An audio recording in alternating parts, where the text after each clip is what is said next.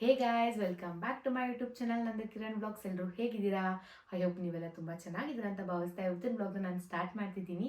And ನಿಮ್ಮ support ಇದೇ ಥರ ಇರಲಿ. ಯಾರ್ಯಾರೆಲ್ಲ ಸಪೋರ್ಟ್ ಮಾಡ್ತಿದ್ದೀರಾ, thank you so much. And ನಮ್ಮ ಚಾನಲ್ ಇನ್ನೂ ಯಾರ್ಯಾರು ಸಬ್ಸ್ಕ್ರೈಬ್ ಮಾಡ್ಕೊಂಡಿಲ್ಲ, ಬೇಗ ಬೇಗ ಸಬ್ಸ್ಕ್ರೈಬ್ ಮಾಡ್ಕೊಳ್ಳಿ. ಇವತ್ತಿನ ವ್ಲಾಗ್ನ ನಾನು ಸ್ಟಾರ್ಟ್ ಮಾಡಿಬಿಡ್ತೀನಿ. ತಮ್ಮನೇ ನೀವೆಲ್ಲ ಆಲ್ರೆಡಿ ನೋಡಿರ್ತೀರಾ ನಾನು ಯಾವ ಕಾನ್ಸೆಪ್ಟ್ ಜೊತೆ ಬಂದಿದ್ದೀನಿ ಅಂತ. ಅಂದರೆ ಕೋಡಿಂಗ್ ಇಲ್ಲದೆ IT ಜಾಬ್ ಸಾಧ್ಯನಾ ಅಂತ.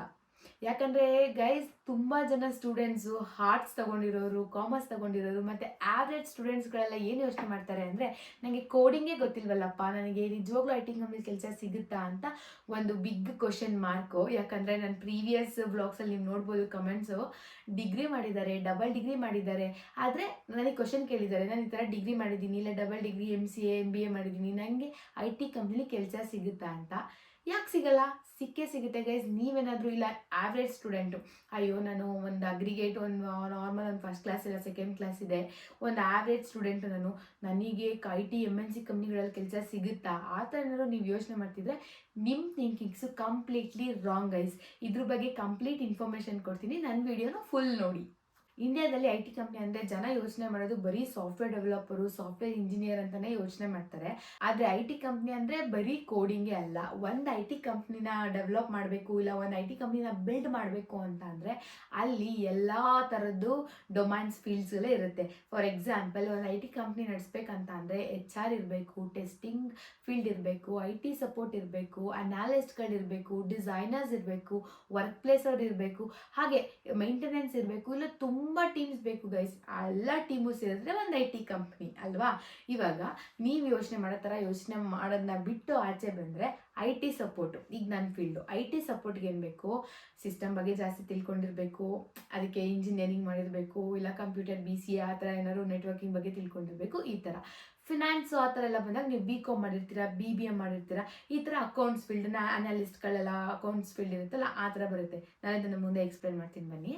ಸೊ ನಾನು ಹೇಳಿದ್ನಲ್ಲ, ಇಷ್ಟು ಫೀಲ್ಡ್ಗೂ ಏನು ಕೋಡಿಂಗ್ ಬೇಡ, ಓಕೆನಾ ಗೈಸ್? ಬರೀ ಸ್ಕಿಲ್ಸ್ ಬೇಕು. ಅದು ಯಾವ್ಯಾವುದು ಅಂತ ನಾನು ಹೇಳ್ತೀನಿ, ಕೇಳಿಸ್ಕೊಳ್ಳಿ. ನಾನ್ ಕೋಡಿಂಗ್ IT ಜಾಬ್ಸ್ಗಳದ್ದು ಲಿಸ್ಟ್ ಹೇಳ್ತೀನಿ, ಅವಾಗ ನಿಮಗೆ ಗೊತ್ತಾಗುತ್ತೆ. ಇದೆಲ್ಲ ಕೋಡಿಂಗ್ ಅಲ್ಲ, ನಾನ್ ಕೋಡಿಂಗ್, ಓಕೆನಾ?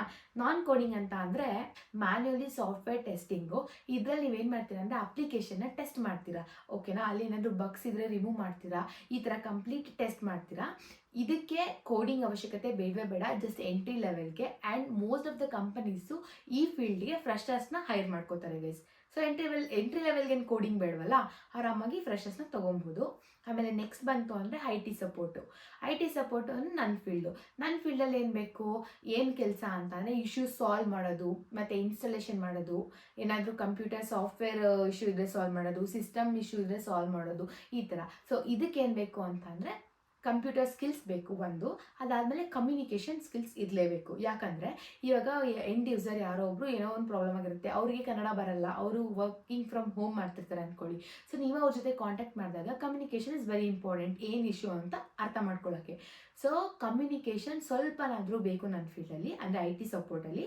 And also computer knowledge plus communication skill ಇದ್ದರೆ IT ಸಪೋರ್ಟ್ ಹೋಗುತ್ತೆ. ಇದು ಕೋಡಿಂಗ್ ಯಾಕೆ ಬೇಕು? ಕೋಡಿಂಗ್ ಬೇಡವೇ ಬೇಡ. ಆ್ಯಂಡ್ ಡಿಜಿಟಲ್ ಮಾರ್ಕೆಟಿಂಗು, ಇವಾಗ ನೀವು ಇನ್ಸ್ಟಾಗ್ರಾಮು ಯೂಟ್ಯೂಬಲ್ಲಿ ನೋಡ್ತಿರ್ತೀರ, ಹ್ಯಾಡ್ಸ್ಗಳ ಬಗ್ಗೆ ಎಲ್ಲ ನಿಮಗೆ ನಾಲೆಜ್ ಇದ್ದರೆ ಸಾಕು. Content analytics, if you are creative ಇದ್ದರೆ, ಆ ಥರ ಎಲ್ಲ ಇದ್ದರೆ ಇದು ಗೋಲ್ಡನ್ ಲೈಫ್ನ ಕೊಡುತ್ತೆ. ನನ್ನ ಬಾವ ಅವರು ಕೂಡ ಡಿಜಿಟಲ್ ಮಾರ್ಕೆಟಿಂಗ್ ಡೊಮೈನಲ್ಲೇ ವರ್ಕ್ ಮಾಡ್ತಿರೋದು. ಸೊ ಇದಕ್ಕೆ ತುಂಬಾ ಸ್ಕೋಪ್ ಇದೆ ಗೈಸ್.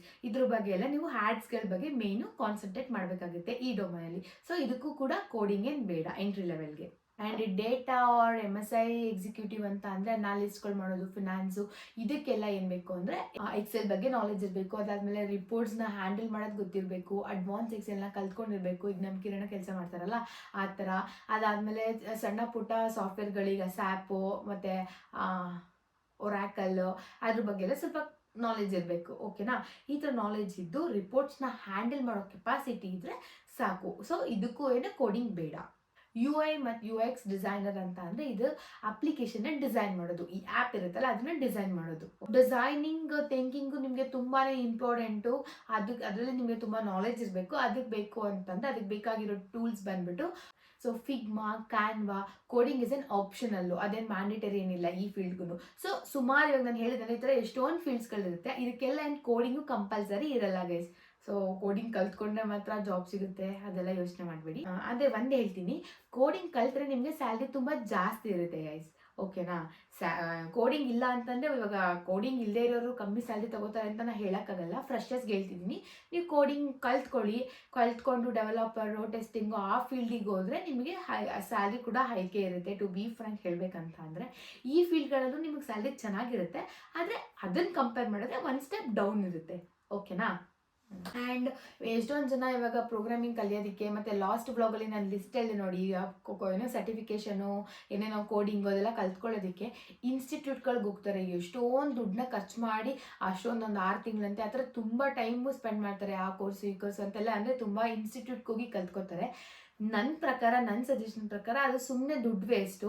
ನೀವು 3 ಮಂತ್ಸ್ ಕೋಚಿಂಗ್ ಇರುತ್ತಲ್ಲ, ಕೋರ್ಸ್ಗಳು ಸೆಂಟರ್ ಇರುತ್ತಲ್ಲ, ಅಲ್ಲೋಗಿ 3 ಮಂತ್ಸು ನೀವು ಚೆನ್ನಾಗಿ ಎಫರ್ಟ್ ಹಾಕಿ ಅವ್ರು ಏನು ಹೇಳ್ಕೊಡ್ತಾರೋ ಅದನ್ನು ಚೆನ್ನಾಗಿ ಕಲ್ತ್ಕೊಂಡು ಬಂದು ಇಲ್ಲಿ ಮನೇಲಿ ಯೂಟ್ಯೂಬು ಮತ್ತು ಅಂದರೆ ಅದೆಲ್ಲ ಪ್ರಾಕ್ಟೀಸ್, ಲ್ಯಾಪ್ಟಾಪ್ಗೆ ಸಾಫ್ಟ್ವೇರ್ ಹಾಕ್ಸ್ಕೊಬಂದು ನೀವು ಚೆನ್ನಾಗಿ ಪ್ರಾಕ್ಟೀಸ್ ಮಾಡಿದ್ರೆ ಸಾಕು ಗೈಸ್. 2 to 3 ಮಂತ್ಸ್ ಕೋರ್ಸ್ ತಗೊಳ್ಳಿ ಸಾಕು. ಇನ್ಸ್ಟಿಟ್ಯೂಟ್ಗೆ ಹೋಗಿ ಕಲ್ತ್ಕೋಬೇಕು ಅನ್ನೋ ಅವಶ್ಯಕತೆ ನಿಜವಾಗ್ಲೂ ಇಲ್ಲ. ಅದು ಸುಮ್ಮನೆ ಟೈಮು ವೇಸ್ಟು, ದುಡ್ಡು ವೇಸ್ಟು. ಕೋರ್ಸ್ಗಳು 3 ಮಂತ್ಸ್ ಮಾಡ್ಕೊಳ್ಳಿ, ಚೆನ್ನಾಗಿ ಸಾಫ್ಟ್ವೇರ್ಗಳನ್ನ ಹಾಕ್ಕೊಳ್ಳೋಂಗಿದ್ರೆ ಹಾಕಿಸ್ಕೊಳ್ಳಿ, ಇಲ್ಲಾಂದರೆ ಯೂಟ್ಯೂಬೆಲ್ಲ ಆನ್ಲೈನ್ ಇರುತ್ತೆ, ಆನ್ಲೈನಲ್ಲಿ ಚೆನ್ನಾಗಿ ಪ್ರಾಕ್ಟೀಸ್ ಮಾಡ್ಕೊಳ್ಳಿ. ಅದ್ರ ಬಗ್ಗೆ ನಿಮ್ಗೆ ಕಂಪ್ಲೀಟ್ ನಾಲೆಜ್ ಬರುತ್ತೆ. ಕ್ವಶನ್ನು ಇಂಟರ್ವ್ಯೂ ಕೇಳಿದ ತಕ್ಷಣ ನೀವು ಪಟ್ಟಂತ ಆನ್ಸರ್ ಮಾಡ್ಬೋದು, ಬಿಕಾಸ್ ನೀವು ಪ್ರಾಕ್ಟಿಕಲಾಗಿ ಏನು ಅಂತ ಗೊತ್ತಿರುತ್ತೆ. ಈಗ ನಾವು ಹೌದಾ ಅಂತ ಕೇಳೋದಕ್ಕೂ ನೀವು ಅಲ್ಲಿ ಏನು ಪ್ರಾಕ್ಟೀಸ್ ಮಾಡಿ ಆನ್ಸರ್ ಮಾಡೋದಕ್ಕೂ ತುಂಬ ಡಿಫ್ರೆನ್ಸ್ ಇದೆ. ಸೊ ನೀವು ಬಹೆಟ್ ಮಾಡಿಕೊಂಡು ಓಕೆ ಇದು ಅಂತ ಬರೀ ಒಂದು ಲೈನ್ ಹೇಳೋದಕ್ಕೂ ಇಂಟರ್ವ್ಯೂಲಿ ನೀವೇನು ಡೀಪಾಗಿ ನೀವು ಲರ್ನ್ ಮಾಡಿರ್ತೀರ ಅದನ್ನು ನೀವು ಎಕ್ಸ್ಪ್ಲೇನ್ ಎಲಾಬ್ರೇಟ್ ಮಾಡೋದಕ್ಕೂ ತುಂಬ ಡಿಫ್ರೆನ್ಸ್ ಇರುತ್ತಲ್ವಾ. ಸೊ ಆದಷ್ಟು ಪ್ರಾಕ್ಟಿಕಲ್ ಆಗಿ ಕಲ್ತ್ಕೊಳ್ಳೋಕ್ಕೆ ಟ್ರೈ ಮಾಡಿ. ಪ್ರೋಗ್ರಾಮಿಂಗ್ಸ್ ಎಲ್ಲ ನೀಟಾಗಿ ಹೋಗಬೇಕು ಎಲ್ಲ ತಲೆ ಒಳಗಡೆ. ಆ ಥರ 3 ಮಂತ್ಸಲ್ಲಿ ಎಲ್ಲನೂ ಕವರ್ ಮಾಡ್ಕೊಳ್ಳಿ ನಿಮ್ಮ ಇನ್ಸ್ಟಿಟ್ಯೂಟ್, ನಿಮ್ಮ ಕೋಚಿಂಗ್ ಸೆಂಟರಲ್ಲಿ. ಫ್ರೆಷರ್ಸ್ಗಳು ಏನು ಗೊತ್ತಾ ತುಂಬ ಮಿಸ್ಟೇಕ್ ಮಾಡೋದು. ಫಸ್ಟ್ ಒನ್ ಏನು ಮಾಡ್ತಾರೆ ಅಂತ ಅಂದರೆ, ಒಳ್ಳೆ ಟೈಮ್ ಬರಲಿ ಇರು ಅಪ್ಲೈ ಮಾಡೋಣ, ಇವಾಗ ಇದಾಗೋಗ್ಲಿ, ಸಂಕ್ರಾಂತಿ ಆಗೋಗ್ಲಿ ಅಪ್ಲೈ ಮಾಡ್ತೀನಿ, ಜನವರಿ ಕಲ್ತ್ಬಿಡ್ಲಿ ಅಪ್ಲೈ ಮಾಡ್ತೀನಿ ಅಂತ ಆ ಟೈಮ್ಗೋಸ್ಕರ ಕಾಯ್ತಾ ಇರ್ತಾರೆ. ಅದು ರಾಂಗು. ಟೈಮ್ಗೋಸ್ಕರ ಕಾಯ್ತಾ ಜನವರಿ ಆಗಿ ಫೆಬ್ರವರಿ 1ನೇ ತಾರೀಕಿಂದ ನಾನು ಕೋಚಿಂಗ್ ಸೇರ್ಕೊಂಡ್ಬಿಡ್ತೀನಿ, ಫೆಬ್ರವರಿ 1ನೇ ತಾರೀಕಿಂದ ನಾನು ಜಾಬ್ ಅಪ್ಲೈ ಮಾಡಿಬಿಡ್ತೀನಿ, 1ನೇ ತಾರೀಕಿಂದ ಇಟ್ಕೋತೀನಿ ಟೈಮ್ನ, ಆ ಥರ ಎಲ್ಲ ಯೋಚನೆ ಮಾಡಿ ಈಗಿನ ಟೈಮ್ನ ವೇಸ್ಟ್ ಮಾಡ್ತಾರಲ್ಲ, ಅದು ಫಸ್ಟ್ ತಪ್ಪು. ಆ್ಯಂಡ್ ಸೆಕೆಂಡ್ ತಪ್ಪೇನು ಅಂತ ಅಂದರೆ, ನಾನು ಆವ್ರೇಜ್ ಸ್ಟೂಡೆಂಟು, ನನಗೆ ಅಷ್ಟೊಂದು ಮಾರ್ಕ್ಸ್ ಇಲ್ಲ, ನನಗೆ ಅಷ್ಟೊಂದು ನಾಲೆಜ್ ಇಲ್ಲ, ನಾನು ಹೆಂಗೆ ಕಲ್ತ್ಕೊಳ್ಳ, ಅವ್ರು ಹೇಳ್ಕೊಡೋದು ನಂಗೆ ಅರ್ಥ ಆಗಲಿಲ್ಲ ಅಂದರೆ ಸುಮ್ಮನೆ ದುಡ್ಡು ವೇಸ್ಟ್ ಆದರೆ ನಂಗೆ ಅದು ತಲೆಗೆ ಹೋಗ್ತಿಲ್ವಲ್ಲ, ಏನು ಮಾಡಲಿ ಅಂತಲೇ ಕುತ್ಕೊಂಡು ಯೋಚನೆ ಮಾಡ್ತಾರಲ್ಲ, ಅದು ಸೆಕೆಂಡ್ ತಪ್ಪು. ಆಮೇಲೆ ಬರೀ ಏನು ಸ್ಕಿಲ್ಸು ಏನು ಎಕ್ಸ್ಟ್ರಾ ನೀವು ಎಫರ್ಟ್ ಹಾಕದೆ ನಾನು ಡಿಗ್ರಿ ಮಾಡಿದ್ದೀನಿ, ಡಿಗ್ರಿ ಮೇಲೆ ಕೆಲಸ ಸಿಕ್ಕಲಿ, ಅದು ಸಿಕ್ಕೇ ಸಿಗುತ್ತೆ. ಅದು ಒಂದು ಲಕ್ ಇದ್ದರೆ, ನೀವೇನೋ ಕೋರ್ಸ್ ಮಾಡಿಲ್ಲ ಅಂದ್ರೂ. ಇನ್ನೊಂದು ಬೇರೆ ಏನಾದರೂ ಕಲ್ತ್ಕೊಳ್ಳೋಕ್ಕೆ ನಂಗೆ ಡಿಗ್ರಿ ಮೇಲೆ ಕಲ್ತ್ಕೊಳ್ಬೇಕು ಅಂತ ನೀವು ಛಲಪಟ್ಟು ಹೋಗದೆ ಸುಮ್ಮನೆ ನಾನು ಡಿಗ್ರಿ ಮಾಡಿದ್ದೀನಲ್ಲ ಸಾಕು ಬಿಡು ಸಿಗುತ್ತೆ, ಇವತ್ತೆಲ್ಲ ನಾಳೆ ಸಿಗುತ್ತೆ ಅಂತಲೇ ಅಂದ್ಕೊಂಡು ಕುತ್ಕೊಳ್ಳಂದ್ರೆ ವೇಸ್ಟ್ ಅಲ್ಲ ಸುಮ್ಮನೆ ಟೈಮು. ಅದೇ ಟೈಮಲ್ಲಿ ಏನಾದರೂ ಕಲ್ತ್ಕೊಳ್ಳಿ, ಏನಾದರೂ ನಾಲೆಜ್ನ ಇವಾಗ ಆಯಿತು. ಈಗ ಆ ಟೈಮ್ನ ನೀವು ಡಿಗ್ರಿ ಮೇಲೆ ಹೋಗಬೇಕು ಅಂತ ನೀವು ಫುಲ್ ಪ್ರಿಪೇರ್ ಆಗಿದ್ದಾಗ ಅಟ್ಲೀಸ್ಟ್ ಕಮ್ಯುನಿಕೇಷನ್ನ ಇಂಪ್ರೂವ್ ಮಾಡ್ಕೊಳ್ಳಿ. ಅಯ್ಯೋ ನಂಗೆ ಇಂಗ್ಲೀಷ್ ಬರಲ್ಲ, ನನಗೆ ಕಮೆಂಟ್ ಮಾಡಿದ್ದೀರಾ, ಆ್ಯಕ್ಚುಲಿ ಇನ್ಸ್ಟಾಗ್ರಾಮಲ್ಲಿ ಮೆಸೇಜ್ ಕೂಡ ಮಾಡಿದ್ದೀರಾ, ನನಗೆ ಇಂಗ್ಲೀಷ್ ಬರಲ್ಲ, ಅಂದರೆ ಕನ್ನಡ ಮೀಡಿಯಮೇ ನಾನು ಓದಿದ್ದು, ಈಗ ನಾನು ಹೆಂಗೆ ಕಲ್ತ್ಕೊಳ್ಳ ಅಂತ ಕೂತ್ಕೊಂಡು ನಂಗೆ ಇಂಗ್ಲೀಷ್ ಬರಲ್ಲ, ನಾನು ಏನು ಮಾಡಲಿ ಅಂತ ಯೋಚನೆ ಮಾಡೋದಕ್ಕಿಂತ ಪ್ರಾಕ್ಟೀಸ್ ಮಾಡಿ. ಓಕೆ ನೀವು ಬೇರೆದೆಲ್ಲ ಇಂಗ್ಲೀಷ್ ಮಾತಾಡೋದು ಬೇಡ ಅಂದ್ರೂ ಅಟ್ಲೀಸ್ಟ್ ಇಂಟರ್ವ್ಯೂಲಿ ಪ್ರಿಡಿಕ್ಟ್ ಮಾಡ್ಕೊಳ್ಳಿ, ಈ ಕ್ವಶನ್ ಕೇಳಿದ್ರೆ ನಾನು ಏನಂತ ಆನ್ಸರ್ ಮಾಡ್ಬೋದು, ನಾನು ಇಂಗ್ಲೀಷಲ್ಲಿ ಯಾವ ಥರ ಸೆಂಟೆನ್ಸ್ ಮಾಡ್ಬೋದು, ವರ್ಡ್ ಫಾರ್ಮೇಷನ್ ಮಾಡ್ಬೋದು ಅಂತ, ಓಕೆನಾ. ಆ ಥರ ಪ್ರಾಕ್ಟೀಸ್ ಮಾಡ್ಕೊಳ್ಳಿ. ಎಷ್ಟು ಇವಾಗ tell me about your self, ಒಂದೊಂದ್ಸಲ ಟೆನ್ಷನ್ ಆದಾಗ tell me about your self ನಾವು ಎಷ್ಟು ತೊದಲಿಸಾಕ್ಬಿಡ್ತೀವಲ್ವಾ, ಅದೇ ಥರ ಆ ಥರ ಎಲ್ಲ ಆಗದೆ ಇರೋ ಥರ ಒಂದು ಬುಕ್ಕಲ್ಲಿ ಬರ್ಕೊಳ್ಳಿ. ಇಲ್ಲಾಂದರೆ ಇವಾಗ ಅವ್ರೇನೋ ಕ್ರಾಸ್ ಕ್ವಶನ್ ಕೇಳಿದ್ರು ಅದಕ್ಕೆ ನೀವು ಮ್ಯಾನೇಜ್ ಮಾಡಬೇಕು, ಆ ಥರ ಇಂಗ್ಲೀಷ್ನ ಪ್ರಾಕ್ಟೀಸ್ ಮಾಡಿ. ಇದಿಷ್ಟು ಫ್ರೆಷರ್ಸ್ ಮಾಡೋ ತಪ್ಪುಗಳು. ಇದನ್ನ ನೀವು ಕುತ್ಕೊಂಡು ಫ್ರೀ ಟೈಮಲ್ಲಿ ನಂಗೆ ಇಂಟರ್ವ್ಯೂ ಕಾಲೇ ಬರಲಿಲ್ವಲ್ಲ ಅಂತ ಕುತ್ಕೊಂಡು ಯೋಚನೆ ಮಾಡೋದಕ್ಕಿಂತ ಇದನ್ನೆಲ್ಲ ಪ್ರಿಪೇರ್ ಆದರೆ ಇವಾಗ ಒಂದು ಕಾಲ್ ಬಂತು ಅಂದರೆ ರಪ್ಪ ಮಾತಾಡ್ಬಿಡ್ಬೋದು ನೀವು. ಸೊ ಸೆಲೆಕ್ಟ್ ಆದರೂ ಹೋಗ್ಬೋದು, ಯಾರು ಗೊತ್ತು. ಕಾನ್ಫಿಡೆನ್ಸ್, ನೀವು ಇಂಗ್ಲೀಷ್ ಮಾತಾಡ್ತಾ ನಿಮಗೆ ನೀವೇ tell me about your self ಅಂತ ಮನಸ್ಸಲ್ಲಿ ಕ್ವಶನ್ ಹಾಕ್ಕೊಂಡು, ಇಲ್ಲ ನೀನು ಏನು ಓದಿದ್ಯಾ, ನಿನ್ನ ಪ್ರಾಜೆಕ್ಟ್ ಬಗ್ಗೆ ಎಕ್ಸ್ಪ್ಲೇನ್ ಮಾಡು ಅಂತ ನೀವೇ ಕ್ವಶನ್ ಹಾಕ್ಕೊಂಡು ನೀವು ಎಷ್ಟು ಪ್ರಾಕ್ಟೀಸ್ ಮಾಡ್ತೀರಾ ನಿಮ್ಗೆ ಇಂಟರ್ವ್ಯೂ ಅಷ್ಟು ಈಸಿ ಆಗುತ್ತೆ ಗೈಸ್. ಆ್ಯಂಡ್ ನನಗೆ ಕಮೆಂಟ್ ಮಾಡಿದ್ದೀರಾ ಲಾಸ್ಟ್ ವ್ಲಾಗಲ್ಲಿ ಏನಂತ ಅಂದರೆ, ಯಾವ್ರ ಹೆಸರು ಮರ್ತೋಗ್ಬಿಟ್ಟಿದೆ ನನಗೆ, ಡಿಗ್ರಿ ಇಂಪಾರ್ಟೆಂಟಾ ಇಲ್ಲಾಂದರೆ ಸ್ಕಿಲ್ಸ್ ಇಂಪಾರ್ಟೆಂಟ್ ಅಂತ ಮೆಸೇಜ್ ಮಾಡಿದ್ದೀರಾ. ನಾನು ಅದಕ್ಕೆ ಕಮೆಂಟ್ಗೆ ರಿಪ್ಲೈ ಮಾಡಿಲ್ಲ, ನೆಕ್ಸ್ಟ್ ಈ ವ್ಲಾಗಲ್ಲಿ ಆನ್ಸರ್ ಮಾಡೋಣ ಅಂತ ಹೇಳಿ. ಡಿಗ್ರಿ ಏನಕ್ಕೆ ಅಂದರೆ ಅದು ಒಂಥರ ಓಪನ್ ಡೋರ್ ಥರ, ನೀವು ಡಿಗ್ರಿ ಮಾಡಿದರೆ ಡೋರ್ ಓಪನ್ ಆಗಿರುತ್ತೆ, ನೀವು ಒಳಗಡೆ ಹೋಗ್ಬೋದು. ಒಳಗಡೆ ಹೋಗಿ ಕೂತ್ಕೊಳ್ಳೋಕ್ಕೆ ನಿಮಗೆ ಸ್ಕಿಲ್ಸ್ ಬೇಕು, ಒಳಗಡೆ ಹೋಗಿ ಸರ್ವೈವ್ ಆಗೋಕ್ಕೆ ಸ್ಕಿಲ್ಸ್ ಬೇಕು. ಬಟ್ ಡಿಗ್ರಿ ಏನಕ್ಕೆ ಬೇಕಂದರೆ ಒಳಗಡೆ ಹೋಗೋಕ್ಕೆ ಡೋರ್ ಓಪನ್ ಆದರೆ ತಾನೇ ನೀವು ಒಳಗಡೆ ಹೋಗೋಕ್ಕಾಗೋದು. ಸೊ ಆ door is like a degree, ಗೊತ್ತಾಯ್ತಾ. ಸೊ ಡಿಗ್ರಿನೂ important as well as skills ಕೂಡ ಇಂಪಾರ್ಟೆಂಟು. ಡಿಗ್ರಿ ಬರೀ ಎಂಟ್ರಿಗಷ್ಟೇ, ಸ್ಕಿಲ್ಸ್ ಇದ್ದರೆ ಒಳಗಡೆ ಹೋಗಿ ನೀವು ಸರ್ವೈವ್ ಆಗ್ಬೋದು IT ಫೀಲ್ಡಲ್ಲಿ. ನಿಮಗೆ ಆನ್ಸರ್ ಸಿಕ್ತು ಅಂತ ಅನ್ಕೋತೀನಿ. ಇನ್ನೊಂದು ಫ್ರಸ್ಟ್ರೇಷನ್ ಆಗಬೇಡಿ ಗೈಸ್, ನಂಗೆ ಇನ್ನೂ ಕೆಲಸ ಸಿಕ್ಕಿಲ್ಲ, ಅಯ್ಯೋ ನಂಗೆ ಕೆಲಸನೇ ಸಿಕ್ಕಿಲ್ಲ, ನಾನು ತುಂಬ ಟ್ರೈ ಮಾಡ್ತಿದ್ದೀನಿ, ಕೆಲಸನೇ ಸಿಕ್ಕಿಲ್ಲ ಅಂತ ಎಷ್ಟೊಂದು ಜನ ಹೇಳಿದ್ದೀರಾ.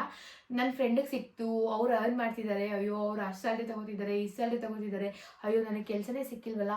ಫಸ್ಟು ಆ ಫ್ರಸ್ಟ್ರೇಷನಿಂದ ಆಚೆ ಬನ್ನಿ. ಅವ್ರು ದುಡಿತಿದ್ರೆ ಅದು ಅವ್ರಿಗೆ, ಇವತ್ತೆಲ್ಲ ನಾಳೆ ನಿಮಗೆ ಕೆಲಸ ಸಿಗುತ್ತೆ.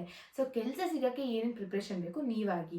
ಸೊ ಯಾವಾಗ ನಾವು ನಮ್ಮ ಲೈಫ್ನ ಬೇರೆಯವ್ರ ಲೈಫ್ ಜೊತೆ ಕಂಪ್ಯಾರಿಸನ್ ಮಾಡ್ಕೋತೀವಿ, ಅವತ್ತು ಯಾವತ್ತೂ ನಮಗೆ ಖುಷಿ ಅಂತೂ ಸಿಗೋದೇ ಇಲ್ಲ ಗೈಸ್. ಅದನ್ನು ಒಂದು ಅರ್ಥ ಮಾಡ್ಕೊಳ್ಳಿ. ನೀವೀಗ ಫ್ರೆಷರಾಗಿ ಬಂದಿರ್ತೀರೋ, ಇಲ್ಲ ಎಕ್ಸ್ಪೀರಿಯನ್ಸ್ ಆಗಿ ಬಂದಿರ್ತೀರಾ, ಇಲ್ಲ ಇಯರ್ ಗ್ಯಾಪ್ ಆಗಿರುತ್ತೆ, ಇಲ್ಲಾಂದರೆ ತುಂಬ ಲೇಟಾಗಿ ನಾನು IT ಡೊಮೈನ್ಗೆ ಹೋಗೋಣ ಅಂತ ಡಿಸೈಡ್ ಮಾಡ್ಕೊಂಡಿರ್ತೀರಾ. ಬಟ್ ಆ ಟೈಮಲ್ಲಿ ನೀವು ಬೇರೆಯವ್ರನ್ನ ಕಂಪೇರ್ ಮಾಡಬೇಡಿ, ಯಾವುದೇ ವಿಚಾರದಲ್ಲಿ ಆದರೂ ಅಷ್ಟೇ. ಈಗ ಪರ್ಸ್ನಲ್ ಲೈಫ್ ಅಂತ ಬಂದರೂ ಅಷ್ಟೇ, ನೀವು ಯಾವಾಗ ನಿಮ್ಮ ಲೈಫ್ನ ಬೇರೆಯವ್ರ ಜೊತೆ ಕಂಪೇರ್ ಮಾಡ್ಕೊತೀರಾ, ಆಗ ನೀವು ಫುಲ್ ಸ್ಪಾಯ್ಲ್ ಅಂತಲೇ ಅಂದ್ಕೊಳ್ಳಿ. ಬಿಕಾಸ್ ಯಾವುದೋ ವಿಚಾರದಲ್ಲಿ ನೀವು ಅವ್ರಿಗಿಂತ ಗ್ರೇಟ್ ಇರ್ತೀರಾ, ಅದು ನಿಮಗೆ ಕಾಣಿಸ್ತಿರಲ್ಲ. ಇವಾಗ ನೋಡೋರು ಕಣ್ಣಿಗೆ, ಇವಾಗ ನಿಮ್ಮ ಕಣ್ಣಿಗೆ ಅದು ನೀವು ಅವರು ಇಲ್ಲಿರ್ತಾರೆ ಕಂಪ್ನಿ ವಿಚಾರದಲ್ಲಿ, ನೀವು ಇಲ್ಲಿರ್ತೀರ, ಆಗ ನಿಮಗೆ ನಿಮಗೆ ನೀವೇ ಡಿಮೋಟಿವೇಟ್ ಆಗ್ತಿರುತ್ತೆ. ಬಟ್ ಇನ್ನೊಂದು ಯಾವುದೋ ಬೇರೆ ವಿಚಾರದಲ್ಲಿ ಅವ್ರಿಗಿನ ಟಾಪ್ ಇರ್ತೀರ, ಅದು ನಿಮ್ಮ ಕಣ್ಣಿಗೆ ಕಾಣಿಸ್ತಿರಲ್ಲ. ಅದು ನಮ್ಮನ್ನು ನಾವೇ ಡಿಮೋಟಿವೇಟ್ ಮಾಡ್ಕೊಳ್ಳೋದಿದೆಯಲ್ಲ, ಅದು ತುಂಬಾ ರಾಂಗ್ ಗೈಸ್. ಯಾವತ್ತೂ ಕಂಪ್ಯಾರಿಸನ್ ಮಾಡ್ಕೋಬೇಡಿ. ಅವ್ರು ಸ್ಯಾಲ್ರಿ ತಗೋತಿದ್ರೆ ಅದು ಅವ್ರಿಗೆ, ಅವ್ರು ಚೆನ್ನಾಗಿದ್ದಾರೆ ಅಂತಂದರೆ ಅದು ಅವ್ರಿಗೆ. ನಮ್ಮ ಲೈಫ್ ಚೆನ್ನಾಗಿದೆಯಾ ಸಾಕು, ಇಷ್ಟು ಓಕೆ, ಸುಮಾರಾಗಿದೆಯಾ ಸಾಕು, ಭಗವಂತ ಸುಮಾರಾಗಾರ ಕೊಟ್ಟಿದ್ದಾನಲ್ಲ ಲೈಫ್ನ, ಆ ಥರ ಅಂದ್ಕೊಂಡು ದಯವಿಟ್ಟು ಖುಷಿ ಪಡಿ.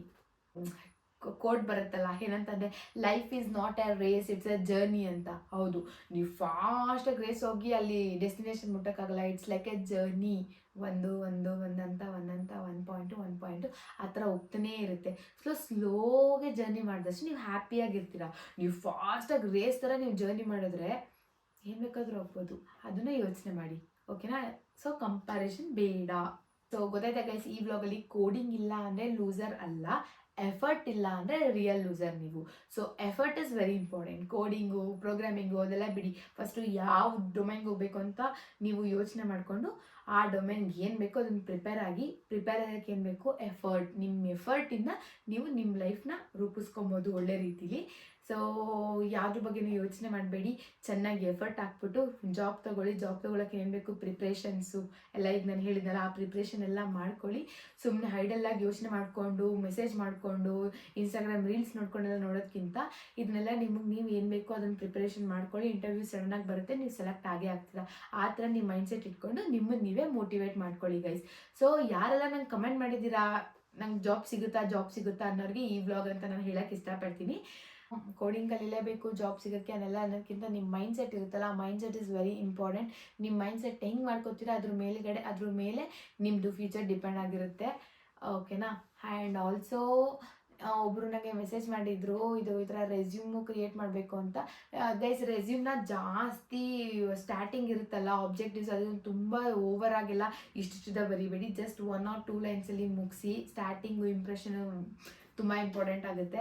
ಆ್ಯಂಡ್ ರೆಸ್ಯೂಮಲ್ಲಿ ಹೆವಿ ಹಾಕೋದೆಲ್ಲ ಮಾಡಬೇಡಿ. ಲೈಟಾಗಿ ಸಿಂಪಲ್ ವರ್ಡ್ಸು ಇಷ್ಟಿಷ್ಟದ ಹಾಕೊಳ್ಳಿ. ಎಕ್ಸ್ಪ್ಲನೇಷನ್ ತುಂಬ ಹೆವಿ ಮಾಡಬೇಡಿ, ಯಾಕೆಂದರೆ ನಿಮ್ಮ ರೆಕ್ರೂಟರ್ಸ್ಗಳು ಅದನ್ನು ಫುಲ್ಲು ಓದ್ತಾ ಕೂತ್ಕೊಳ್ಳೋಷ್ಟು ಅವರಿಗೆ ಟೈಮ್ ಇರಲ್ಲ. ಸುಮ್ಮನೆ ನೋಡ್ತಾರೆ, 2 ಲೈನ್ಸ್ ಮುಗಿಸಿರ್ಬೇಕು ಫ್ರಂಟ್ ಪೇಜು. ಆ ಥರ ನೀಟಾಗಿ ಒಂದು ರೆಸ್ಯೂಮ್ನ ರೆಡಿ ಮಾಡಿ ಗೈಸ್. ಆ್ಯಂಡ್ ಹೆವಿಯಾಗಿ ರೆಸ್ಯೂಮ್ ಇದ್ದರೆ ಅದನ್ನೆಲ್ಲ ಯಾರು ಓದ್ತಾ ಕೂತ್ಕೋತಾರೆ, ಸಿಂಪಲ್ ಆಗಿದ್ದರೆ ಗುಡ್ ಅಂತ ಇಂಪ್ರೆಷನ್ ಬರುತ್ತೆ ಹೊರತು ನಿಮ್ಮ ಇಮೇಲ್ ID ಸ್ಟ್ಯಾಂಡರ್ಡ್ ಆಗಿಲ್ಲ ಆ ಥರ ಎಲ್ಲ ಏನೂ ಇಲ್ಲ. ಯಾಕಂದರೆ ನನ್ನ ಇಮೇಲ್ ID ಎಲ್ಲರಿಗೂ ಗೊತ್ತಲ್ಲ, ನಿಮ್ಮದು nandita@gmail.com ಅಂತ ನಾನು 2017 ಹಾಕಿದ್ದು, ನಂದಿತಾ ಸ್ವೀಟ್ ಲೈಮ್ ಅಂತ ಹೇಳಿ. ಕೇಳಿದ್ರೆಲ್ಲ ಗರ್ತಿದ್ರು, ಅಯ್ಯೋ ಜಾಬು ಏನು ಈ ಥರ ಇದೆಯಾ, ನಿನ್ನ ಇಮೇಲ್ ID ಫಸ್ಟು ಚೇಂಜ್ ಮಾಡೋ, ಒಂದು ಸ್ಟ್ಯಾಂಡರ್ಡ್ ಆಗಿರೋದು ಹಾಕೊಂಡು. ಇವತ್ತಿಗೂ ನಾನು ಚೇಂಜ್ ಮಾಡಿಲ್ಲ, ನಾನು ಎಷ್ಟು ಕಂಪ್ನಿ ಮಾಡ್ಕೊಂಡು ಬಂದೇ ಇಲ್ವಾ. ಸೊ ಅದೆಲ್ಲ ಏನೋ ಮ್ಯಾಟ್ರ್ ಆಗಲ್ಲ. ರೆಸ್ಯೂಮ್ ಏನಕ್ಕೆ ಅಂತ ಅಂದರೆ ನೋಡಿದ ತಕ್ಷಣ ಒಂದು ಇಂಪ್ರೆಷನ್, ಓಕೆ ಹೆವಿ ಇಲ್ಲ ಹೋಗೋದಪ್ಪ, ಮೇನ್ ಹಾಕಿದ್ದಾರೆ, ಮೇನ್ ಹೆಡ್ಡಿಂಗ್ಸ್ ಓದ್ಬಿಡೋಣ ಅನ್ನೋ ಒಂದು ಇಂಪ್ರೆಷನ್ನು ಬರುತ್ತೆ ಅಂತ. ಸೊ ನಿಮ್ಮ ರೆಸ್ಯೂಮ್ನ ಚೆನ್ನಾಗಿ ಪ್ರಿಪೇರ್ ಮಾಡ್ಕೊಳ್ಳಿ. ಒಂದೊಂದು ಲೈನಲ್ಲಿ ಆಲ್ಮೋಸ್ಟ್ ಎಲ್ಲ ಮುಗಿಸೋಕ್ಕೆ ಟ್ರೈ ಮಾಡಿ. ಸೊ ಅಷ್ಟೇ ಗೈಸ್, ಇವತ್ತು ಗೊತ್ತಾಯ್ತಲ್ಲ, ಕೋಡಿಂಗ್ ಇಲ್ಲ ಅಂತ ಅಂದ್ರೂ ನಾವು ಜಾಬ್ ತೊಗೊಬೋದು ಅಂತ. ಆ್ಯಂಡ್ ಇನ್ನೊಂದು ಲಾಸ್ಟು, ಡಿಗ್ರಿ ಇಲ್ಲ ಅಂತ ಅಂದರೆ ಜಾಬ್ ಸಿಗುತ್ತಾ IT ಕಂಪ್ನಿಲಿ, ಡಿಗ್ರಿ ಬೇಕೇ ಬೇಕಾಗಿದ್ರು. ನಾನು ಅವರಿಗೆ ಡಿಗ್ರಿ ಬೇಕು ಅಂತಲೇ ಹೇಳಿದ್ದೆ. ಲ್ಯಾಪ್ಟಾಪ್ ಮುಂದೆ ಕೂತ್ಕೊಂಡು ಕೆಲಸ ಮಾಡೋದಕ್ಕೆ ಡಿಗ್ರಿ ಬೇಕೇ ಬೇಕು. ಆ್ಯಂಡ್ ನೀವು ಡಿಪ್ಲೊಮೊನೋ ಇಲ್ಲಾಂದರೆ ಸ್ವಲ್ಪ ಡಿಗ್ರಿಗಿಂತ ಕಮ್ಮಿ ಓದಿದ್ದೀರಾ ಅಂತ ಅಂದ್ರೂ IT ಕಂಪ್ನಿಲಿ ಜಾಬ್ ಸಿಕ್ಕೇ ಸಿಗುತ್ತೆ. ಆದರೆ ಈ ವರ್ಕ್ ಪ್ಲೇಸು, ರಿಸೆಪ್ಷನ್ನು ವರ್ಕ್ ಪ್ಲೇಸಲ್ಲಿ ಮೇಂಟೆನೆನ್ಸು ಇದೆಲ್ಲ ಸಿಗುತ್ತೆ. ಹೌಸ್ ಕೀಪಿಂಗ್ ಅದು ಕಂಪ್ಲೀಟ್ಲಿ ಬೇರೆ. ನಾನು ಹೇಳ್ತಿರೋದು ವರ್ಕ್ ಪ್ಲೇಸ್ ಬಗ್ಗೆ. ಡ್ಯೂಟಿ ಇಂಜಿನಿಯರು, ಡ್ಯೂಟಿ ಮ್ಯಾನೇಜರು ಈ ಥರ ಎಲ್ಲ ಕೆಲಸ ಬೇಕು ಅಂತಂದರೆ ಅದಕ್ಕೇನು ಕಂಪಲ್ಸರಿ ಡಿಗ್ರಿ ಇಲ್ಲ ಗೈಸ್. ಅದರಲ್ಲೂ ನನ್ನ ಫ್ರೆಂಡ್ಸೇ ಇದ್ದಾರೆ, ಅದರಲ್ಲೂ ಎಕ್ಸ್ಪೀರಿಯನ್ಸ್ ತೊಗೊಂಡು ಒಳ್ಳೆ ಸ್ಯಾಲ್ರಿ ತೊಗೋತಿರೋರು ಕೂಡ ಇದ್ದಾರೆ. ಸೊ ಡಿಗ್ರಿ ಮಾಡಿಲ್ಲ ಅಂದರೆ ಆ ಥರಕ್ಕಾದ್ರೂ ನೀವು ಹೋಗಿ IT ಕಂಪ್ನಿಲಿ ಕೆಲಸ ಮಾಡ್ಬೋದು. ಸ್ಯಾಲ್ರಿ ಏನು ತುಂಬ ಲೋ ಇರಲ್ಲ, ಒಂದು ಆ್ಯಾವ್ರೇಜ್ ಆಗಿರುತ್ತೆ. ಗೈಸ್ ಇವತ್ತಿನ ಬ್ಲಾಗು ಇದಾಗಿತ್ತು. ನೀವು ನೋಡಿದ್ರಲ್ಲ, ಕೋಡಿಂಗ್ ಇಲ್ಲ ಅಂತಂದ್ರೂ ಆರಾಮಾಗಿ IT ಕಂಪ್ನಿಲಿ ಕೆಲಸ ತಗೋಬೋದು ಅಂತ. ಸೊ ನಿಮಗೋಸ್ಕರ ನೀವು ಎಫರ್ಟ್ ಹಾಕಿ, ನಿಮಗೋಸ್ಕರ ನೀವು ಪ್ರಯತ್ನ ಪಡಿ, ಜಾಬ್ ಸಿಕ್ಕೇ ಸಿಗುತ್ತೆ. ಯಾರು ಡಿಮೋಟಿವೇಟ್ ಆಗಬೇಡಿ, ನಿಮ್ಮನ್ನು ನೀವೇ ಮೋಟಿವೇಟ್ ಮಾಡ್ಕೊಳ್ಳಿ ಎವ್ರಿ ಡೇ ಅಂತ ಹೇಳ್ತಾ ಇವತ್ತಿನ ಬ್ಲಾಗ್ನ ಮುಗಿಸ್ತಾ ಇದ್ದೀನಿ. ನಮ್ಮ ಚಾನಲ್ ಇನ್ನೂ ಯಾರು ಸಬ್ಸ್ಕ್ರೈಬ್ ಮಾಡ್ಕೊಂಡಿಲ್ಲ, ಬೇಗ ಸಬ್ಸ್ಕ್ರೈಬ್ ಮಾಡ್ಕೊಳ್ಳಿ. ಆ್ಯಂಡ್ ಯಾರೆಲ್ಲ ಇಲ್ಲಿವರೆಗೂ ವಿಡಿಯೋ ನೋಡಿದ್ರೆ ಥ್ಯಾಂಕ್ ಯು ಸೋ ಮಚ್ ಅಂತ ಹೇಳ್ತಾ ಬ್ಲಾಗ್ ಎಂಡ್ ಮಾಡ್ತಿದ್ದೀನಿ. Thank you.